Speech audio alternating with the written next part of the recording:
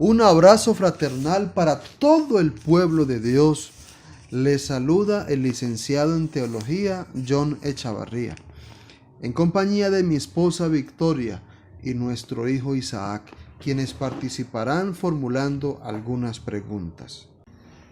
Deseamos que el Dios de misericordia les siga bendiciendo de manera abundante. Y Jesús también.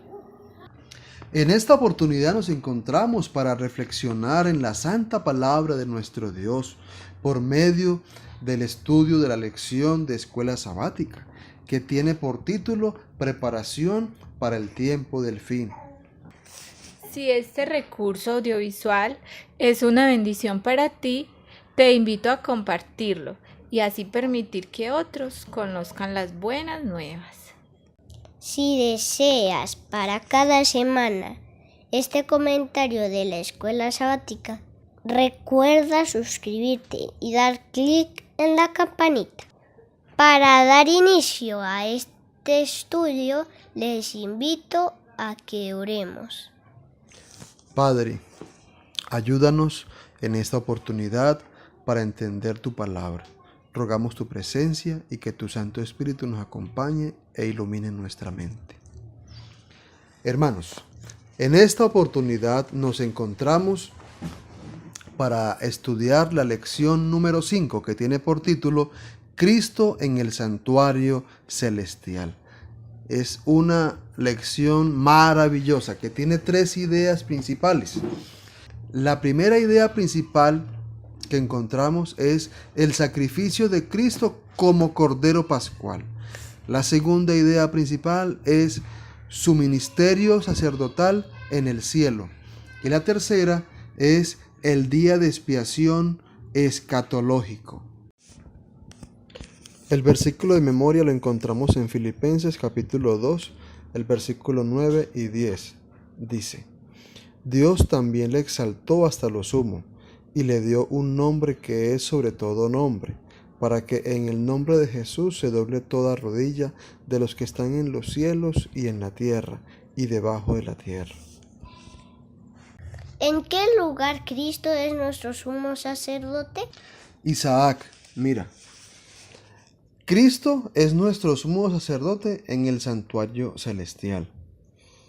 ¿Recuerdas que el libro de Apocalipsis, leíamos la semana anterior, en el capítulo 4, registra que a Juan se le mostró una puerta abierta en el cielo y que tras esa puerta observó el arca del pacto? Cuando escuchamos arca del pacto es una referencia al templo, solo que aquí lo que observa Juan está en el cielo, mostrando que en el cielo hay un templo y que en este templo fue, dice el libro de Hebreos, donde entró nuestro Señor Jesús a oficiar como sumo sacerdote. ¿A partir de cuándo? A partir que completó su obra a nuestro favor, que fue su sacrificio en la cruz del Calvario. Mis hermanos, las cualidades que Jesús tiene y que le hacen diferente a los hombres que ocuparon el cargo o el puesto de sumo sacerdote son las siguientes. Él es Dios. Tiene autoridad para perdonar pecados.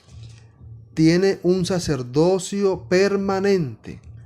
Durante la era cristiana, intercede todo el tiempo por su pueblo, con la misma compasión amante que cuando sanaba a los enfermos y consolaba a los solitarios. También es humano. Nació sin pecado y nunca pecó. Esto marca algo muy importante para nosotros.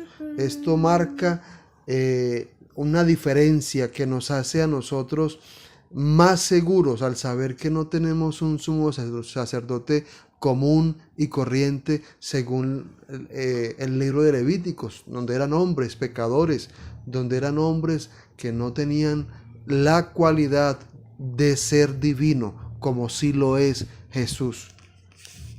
Hebreos 9:12 menciona la frase eterna redención. ¿Esto qué significa? Ok, cuando el libro de Hebreos, en el capítulo 12, habla de eterna redención,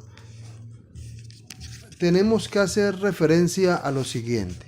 Primero, sabemos que en el Antiguo Testamento los sumos sacerdotes y los sacerdotes todos los días, como también el sumo sacerdote una vez al año, entraba y hacía expiación para con el pueblo. ¿Qué ocurre? Que todos los años había que repetir este evento en el día de la expiación. Pero, a diferencia de Jesús, la hizo una sola vez y para siempre. No tuvo que repetir otra vez el sacrificio. Una vez y para siempre. Ahora, con la diferencia que su sacrificio no fue para sí mismo, sino que fue en favor de nosotros. Esto hace y marca algo muy importante para nosotros. Recuerda que Jesús estuvo como humano, es humano, pero sin pecado. Por tal razón no tenía que ofrecer un sacrificio por sus pecados, sino que ofreció su vida como sacrificio en favor de nosotros. Papá, yo tengo una pregunta. ¿Qué significa que Jesús sea nuestro precursor en el cielo? Hijo, qué pregunta tan inteligente la que acabas de hacer. El libro de Hebreos, en el capítulo 9, el versículo 24, mire lo que dice. Porque no entró Cristo en el santuario hecho de mano, figura del verdadero, sino en el cielo mismo para presentarse ahora por nosotros ante Dios. ¿Qué es lo que está diciendo ese texto? Está dando una promesa maravillosa para su pueblo. Está diciendo que Jesús está entrando al santuario celestial, se está presentando ante el trono donde está el Padre, pero se presenta para representarnos a nosotros ante el Padre y para representar a todo hijo suyo que se ha arrepentido de sus pecados. Pero no lo representa con los méritos de cada individuo. No, porque no tiene. Recuerda que somos trapos de inmundicia. Sino que nos representa con sus méritos. Pone todos sus méritos. Recuerda que Él vivió sin pecado. Y recuerda que ofreció eterna redención en la cruz del Calvario. Es decir, presenta todos sus méritos a favor de nosotros ante el Padre. Esto hace que cada uno de sus hijos sea visto y declarado como si no hubiese pecado. Es decir, es declarado perdonado, es declarado justo delante del Padre simplemente por algo. Y es que Cristo no está representando a nosotros con nuestros méritos, porque no lo tenemos, sino con los méritos de Cristo Jesús. El libro de Hebreos, también en el capítulo 7, en el versículo 25, mira lo que dice. Por lo cual puede también salvar perpetuamente a los que por él se acercan a Dios, viviendo siempre para interceder por ellos. Ese texto también está en la misma línea del texto anterior, donde dice que Él intercede por nosotros ante el Padre, ante Dios, todo el tiempo. Y esto hace que nosotros ahora entendamos qué es lo que significa que Cristo sea nuestro precursor en el cielo. Es decir, que antes que tú y yo seamos juzgados, ya Él ha presentado nuestros méritos. Él ya ha presentado sus méritos en favor nuestro. Queremos saber por qué no podemos presentarnos ante el Padre con nuestros propios méritos. Ahora, ¿por qué no podemos presentarnos ante el Padre con nuestros méritos? Sencillo. El libro de Isaías, el capítulo 64, el versículo 6, es interesante y categórico al afirmar lo siguiente: si bien todos nosotros somos como suciedad, y todas nuestras justicias como trapo de inmundicia. ¿Qué es lo que está diciendo el texto? Sencillo, que tú y yo no tenemos mérito alguno para presentarnos ante el Padre para ser juzgados.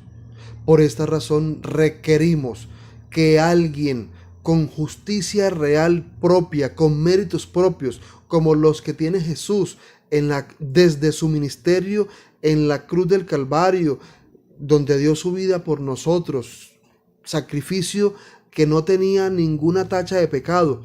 Estos méritos son los que Jesús debe presentar ante el Padre, no los nuestros, porque nosotros somos pecadores. Él no fue pecador, Él no es pecador, no conoció pecado.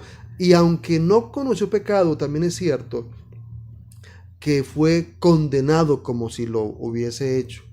Ahora, es por esta razón que como no tenemos méritos, entonces Cristo ofrece su vida, ofrece su cuerpo para cumplir con aquello que exigía la ley, y era la muerte del pecador.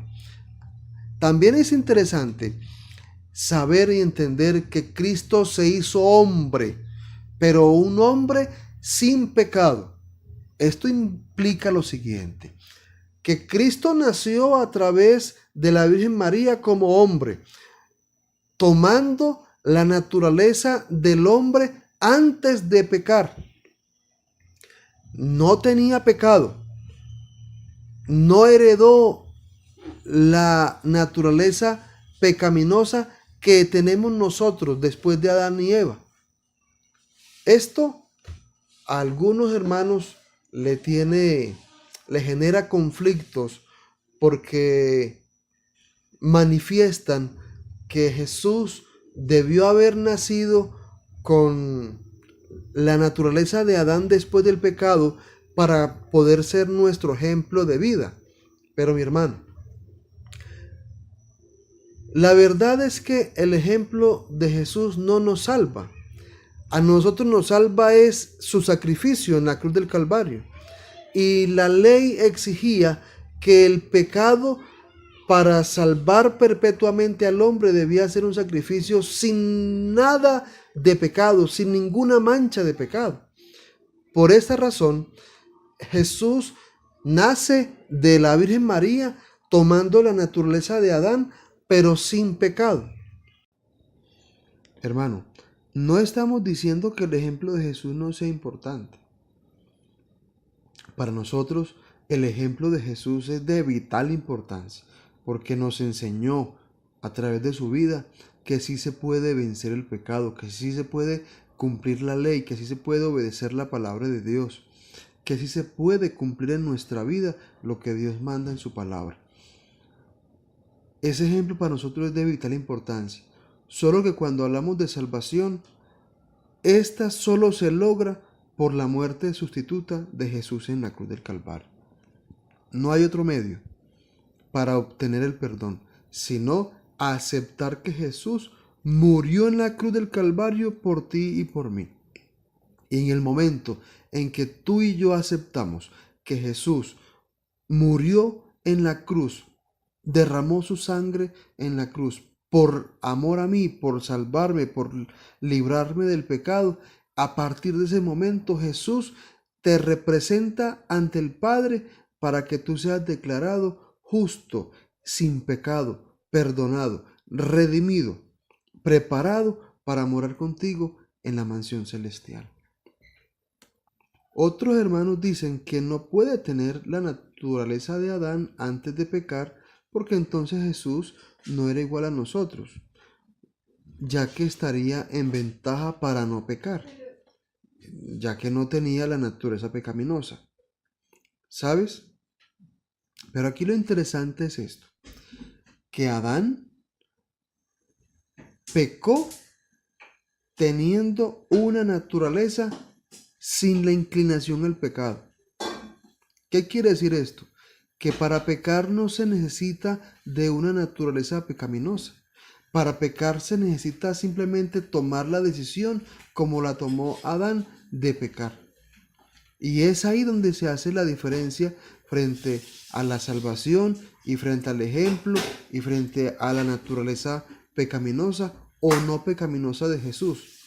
De ahí que 1 Corintios capítulo 15, cuando habla acerca del segundo Adán, ese segundo Adán tiene una naturaleza como la que tenía Adán antes de pecar.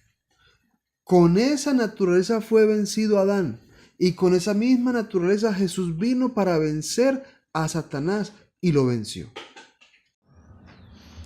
Por otra parte, es de vital importancia que comprendamos lo siguiente. Dios o Jesús no pecó, y como no pecó, no merece la muerte. La muerte la merezco yo, que soy el pecador. Como tal, no estaba obligado a morir ni en el altar, ni en la cruz. No, porque no pecó. Y si no pecas, no mereces la muerte. Dice Romanos 6:23 que el fruto o que el pago del pecado es la muerte. Él no pecó, no merecía la muerte. La pregunta es, ¿qué hubiera ocurrido? ¿Qué hubiera ocurrido si Cristo nos da ejemplo, se bautiza, cumple con las escrituras, también nos enseña a través de parábolas, da sus mejores sermones, nos da ejemplo cómo amar al prójimo, cómo amar al necesitado, nos da ejemplo a través de su vida diaria? Ejecuta los milagros que están registrados en el Nuevo Testamento y todo esto. Y un día decide, no voy a morir. No voy a morir. ¿Qué hubiera pasado con nosotros? ¿Tendríamos esperanza de salvación? ¿Tendríamos esperanza de ser justificados delante del Padre? No. Ningún ser humano tendría la esperanza de ser justificados delante del Padre por el hecho de que nadie había cumplido con los méritos, porque tú y yo no tenemos méritos. De ahí, Jesús entonces se hizo humano para poder ofrecer su vida, su cuerpo, sus méritos como nuestro sustituto en la cruz del Calvario. Es decir, que Cristo desde que nació para morir. Jesús sabía que al nacer de la Virgen María, hacerse hombre, ya estaba destinado para morir. Recuerda lo que dice el libro de Apocalipsis, capítulo 13, el versículo 8, que el cordero que fue inmolado antes de la fundación del mundo, es decir, ya se sabía que Cristo nacería con un propósito, morir ofreciendo su vida en lugar del pecador. Nos podemos imaginar que en algún momento Jesús haya dejado de pensar en la eternidad pasada. Es posible que haya dejado de pensar en las burlas, en la flagelación, en los azotes, en su misma crucifixión. Es posible que nunca haya dejado de pensar en ello. Pero sabes, aún así nunca desistió de su propósito para venir a la tierra, ser maltratado por los pecadores, llevado hasta la cruz como si fuera pecador. Y aún así nunca desistió. Al contrario, siempre se presentó firme en su propósito para salvar al ser humano. Cuando Juan el Bautista en el río Jordán le dijo, he aquí el Cordero de Dios. Cordero de Dios era una referencia al santuario. Pero cuando dice que quita el pecado del mundo, simplemente está haciendo una referencia a una profecía dada hace mucho tiempo atrás, donde el mismo Dios debía venir y hacerse hombre y morir en el santuario. El Cordero de Dios no debía morir en la cruz. La cruz es el defecto, porque él estaba prefigurado, era para que muriera ese día de la Pascua como sacrificio pascual por el sacerdote que estaba oficiando en ese día. Pero tristemente, como el pueblo de Dios, el pueblo judío, no aceptó a Jesús como el Mesías, sino en cambio lo llevaron a la cruz del Calvario, donde también dio su vida en favor de nosotros.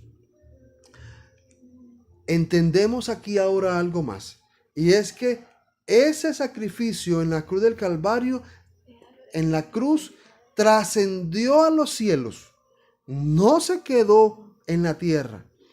El libro de Hebreos capítulo 1, el versículo 3, mira cómo dice tan interesante para nosotros hoy: el cual, siendo el resplandor de su gloria y la imagen misma de su sustancia, y quien sustenta todas las cosas con la palabra de su poder, habiendo efectuado la purificación de nuestros pecados por medio de sí mismo, se sentó a la diestra de la majestad en las alturas.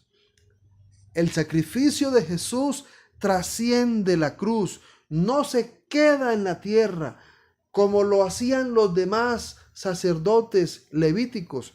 No, este sacerdote que tenemos ahora ofrece su vida en la cruz, asciende al cielo y ahora en el cielo se presenta como sacerdote nuestro en favor de su pueblo.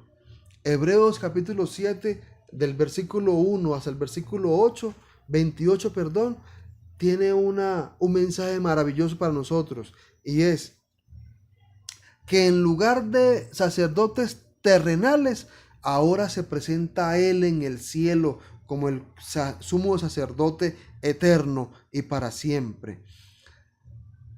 En lugar de un sacerdocio terrenal en el santuario terrenal, tenemos un sumo sacerdote celestial que intercede por nosotros en el santuario celestial. Yo tengo otra nueva pregunta. ¿Me puedes explicar qué relación hay entre el día de expiación con la obra de Cristo en el cielo? El libro de Hebreos, el capítulo 8, el versículo 5, dice el texto de esta manera: figura y sombra de las cosas celestiales, como se le advirtió a Moisés cuando iba a erigir el tabernáculo. Ese texto lo que hace es dejar en claro que el tabernáculo, el santuario terrenal hebreo, era un modelo del santuario celestial, al que Cristo inauguró cuando entró en él como sumo sacerdote después de su obra en la cruz. También es importante que nosotros podamos comprender que en el santuario terrenal el concepto de juicio se representaba claramente el día de expiación, cuyo resultado era la purificación del santuario, según se describe en Levíticos capítulo 16, donde se da cada detalle de cómo se realizaba esta fiesta religiosa para el pueblo hebreo.